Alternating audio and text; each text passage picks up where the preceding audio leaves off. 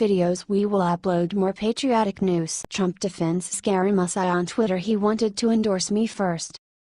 President Donald Trump on Saturday defended his pick for White House Communications Director, Anthony Scaramucci, for initially endorsing some of his opponents during the 2015-16 presidential campaign. In all fairness to Anthony Scaramucci, he wanted to endorse me first, before the Republican primary started, but didn't think I was running. The president wrote on Twitter Saturday morning.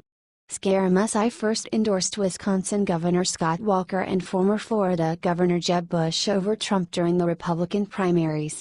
In August of 2015, Scaramucci called Trump a hack politician during a TV appearance, adding that his rhetoric was anti-American after Trump made comments about hedge fund guys paying nothing in taxes. Scaramucci on Friday addressed his comments during a White House press briefing, saying it was one of the biggest mistakes that I made because I was an unexperienced person in the world of politics and that Trump brings it up every 15 seconds. I should have never said that about him.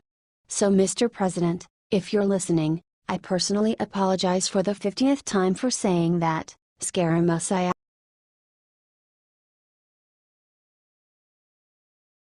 Trump and tweet urges GOP lawmakers to step up and repeal and replace Obamacare. President Donald Trump on Saturday morning called on Republican senators to repeal and replace the Affordable Care Act, urging them to step up despite obstruction from Democratic lawmakers. The Republican senators must step up to the plate and, after 7 years, vote to repeal and replace. Next, tax reform and infrastructure. When? The president wrote on Twitter. He added, Obamacare is dead and the Democrats are obstructionists, no ideas or votes, only obstruction. It is solely up to the 52 Republican senators. Trump has claimed several times that Obamacare is dead, despite the White House and GOP lawmakers being unable to pass through legislation to repeal and replace the Affordable Care Act thus far. On Friday, Press Secretary Sarah Huckabee Sanders said that the president is still expecting Senate Republicans to replace, not just repeal, Obamacare next week. The vote, however, is still on track to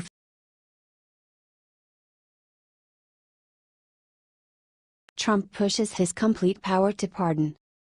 President Donald Trump claimed on Saturday morning that all agree that he has full power to pardon, following reports that his legal team is exploring his ability to pardon not only his allies and family members but also himself. While all agree the U.S. president has the complete power to pardon, why think of that when only crimes so far as leaks against us. Fake news, Trump tweeted. The Washington Post reported earlier this week that Trump's lawyers are looking into his pardon powers, a move that prompted a swift rebuke from the Democratic leaders of the House and Senate Intelligence Committees conducting wide-ranging Russia-related probes.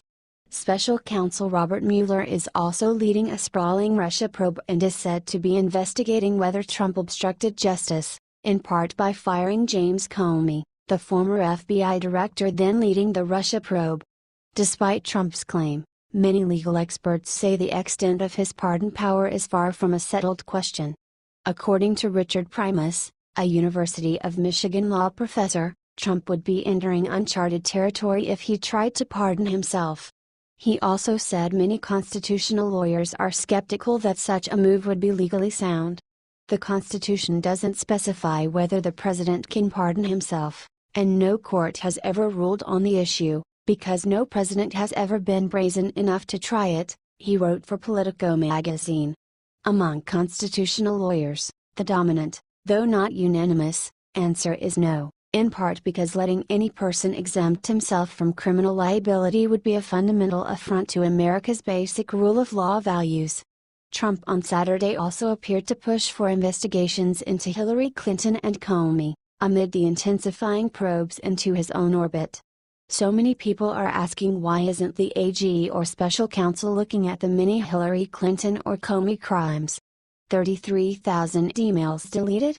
Trump tweeted, adding what about all of the Clinton ties to Russia, including Podesta Company, uranium deal, Russian reset, big dollar speeches etc. He wrote that his son, Donald Trump Jr., who is under scrutiny for meeting with a Kremlin-linked lawyer during the campaign, was more forthcoming with his emails regarding that meeting. "My son Donald openly gave his emails to the media and authorities, whereas crooked Hillary Clinton deleted, and acid-washed, her 33,000 emails," Trump tweeted. Trump, facing multiple probes into whether his campaign colluded with Russian officials, has repeatedly tried to push the attention onto Clinton for her own Russia ties and on Comey for sharing information about his conversations with the president to a friend, with the idea it would become public.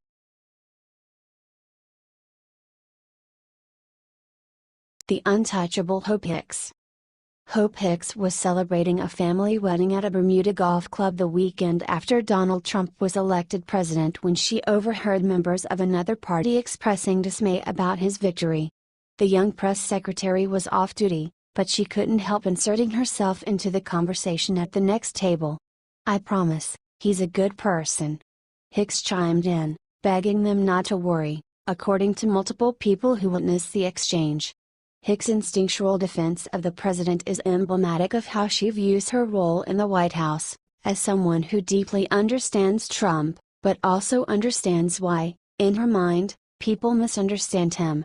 The polite, soft-spoken 28-year-old newbie to Washington politics holds the lofty title of Director of Strategic Communications, pulls down the top White House salary of $179,700. The same as strategist Steve Bannon and Chief of Staff Reince Priebus, but operates outside of any organizational chart.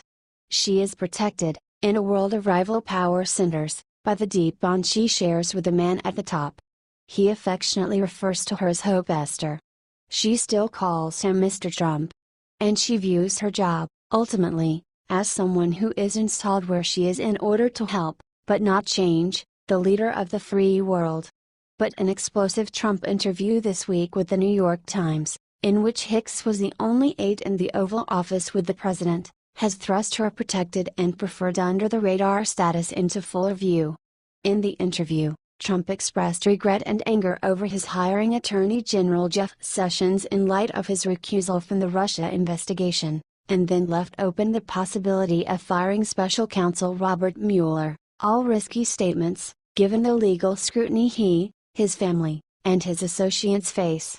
Hicks' sole presence in the office has raised questions about whether she's helping Trump advance his stated America First agenda, or whether she is simply enabling a president with self-destructive tendencies to hobble the entire administration, and, ultimately, himself.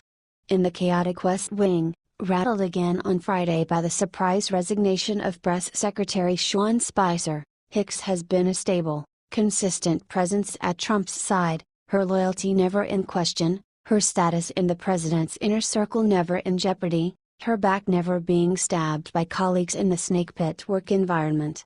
One person described Hicks, who worked for the Trump Organization before joining the campaign at its start, as a souvenir from Trump Tower, that is someone who has made the journey with the president from his old life, with whom he can wax nostalgic about the good old days in New York.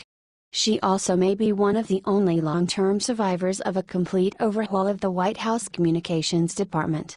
Dan Scavino and Hope Hicks are staying, incoming Communications Director Anthony Scaramucci said at his first press briefing on Friday.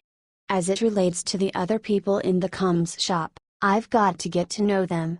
But her front row role in the New York Times interview had Washington veterans raising their eyebrows about whether anyone in Trump's orbit can rein him in. "What's amazing to me is that Hope sat there and let it happen," said one former top GOP Hill aide. "I have a very different construct on what it means to staff people. You exist because your job is largely to improve otherwise difficult situations. The fact that people around him are not trying to protect the president blows my mind at this level of politics."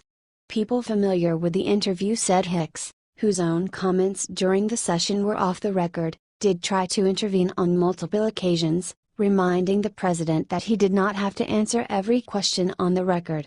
But Trump, who thrives off the easy back and forth with reporters he has been engaging in for decades, ultimately overruled her and wanted to charge on. Some said Hicks isn't to blame for acting like a gatekeeper who lets the fox into the henhouse. They see her as part of a larger problem plaguing the Trump administration. where no staffer can control the president's most self-damaging impulses, and there is no larger communications strategy beyond indulging the president in the instant gratification he enjoys from making news. He doesn't have many people seasoned in governing around him, people who are able to give him the candid advice based on the experience of working in government who can help guide him to avoid pitfalls, said Scott McClellan, a former press secretary to President George W. Bush. Hicks, however, is different from his other aides. She stays off television, which has given her some cover and credibility with the media. She has never lied, on the record, in service of the president. She declined to comment for this story, and turns down most media requests that come her way, because she prefers to serve the president without a spotlight shining on her. In a White House staffed with aides pushing their competing personal agendas, Hicks stands apart as a loyalist who is there solely because of her commitment to Trump and his family, who isn't eyeing the next job up the food chain.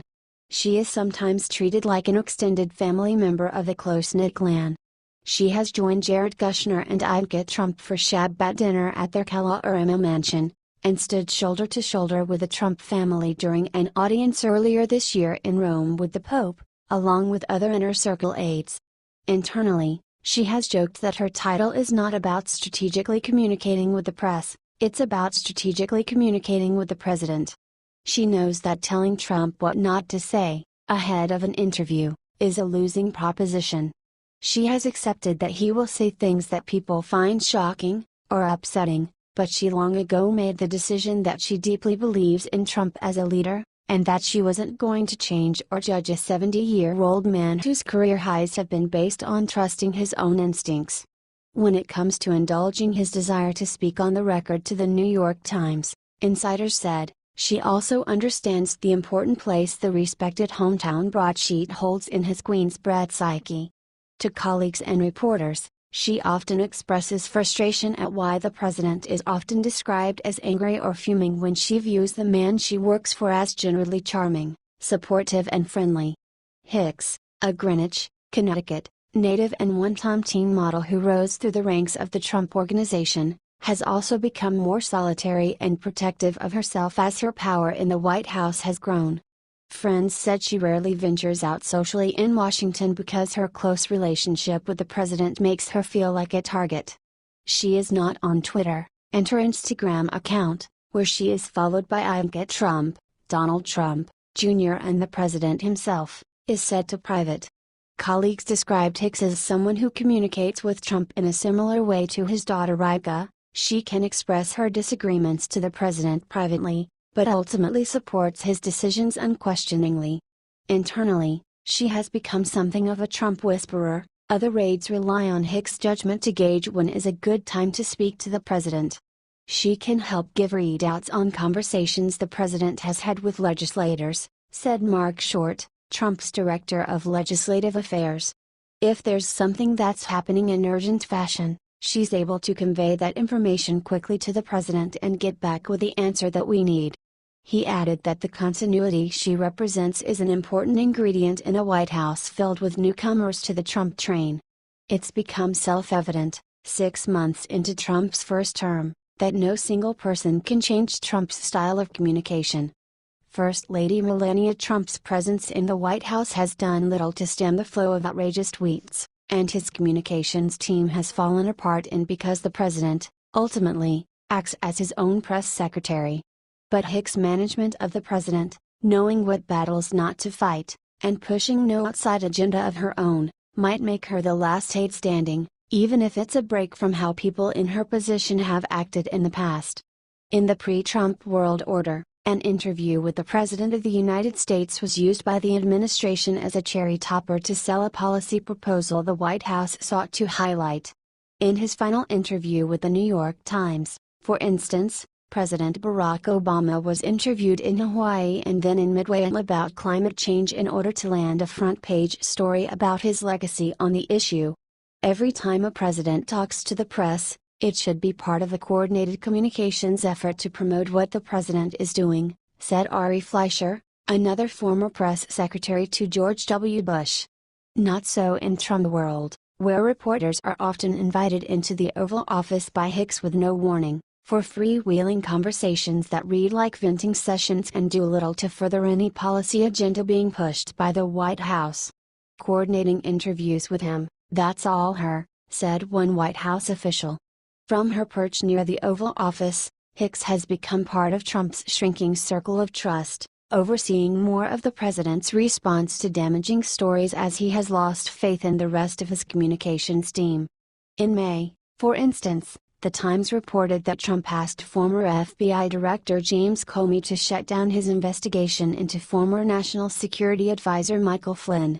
Spicer wasn't involved in the response and only learned of the story's publication minutes before it landed, White House sources said. Instead, it was Hicks shuttling in and out of the Oval Office, working on a response with the president. Some Trump critics are sympathetic to Hicks' task of managing an uncontrollable personality. "She's doing an excellent job with the worst client in the history of the world," said Stu Loeser, former press secretary to New York City Mayor Michael Bloomberg. "There isn't a permanent solution to him coming down." Loeser credited Hicks with channeling Trump's comments on the ongoing Russia investigation to the Times, rather than waiting for him to spout off on Twitter. Not threatening the Justice Department and independent counsel is not one of the options that faces her, Loeser said. She arranged for him to say what he is inevitably going to say in the most dignified and professional way he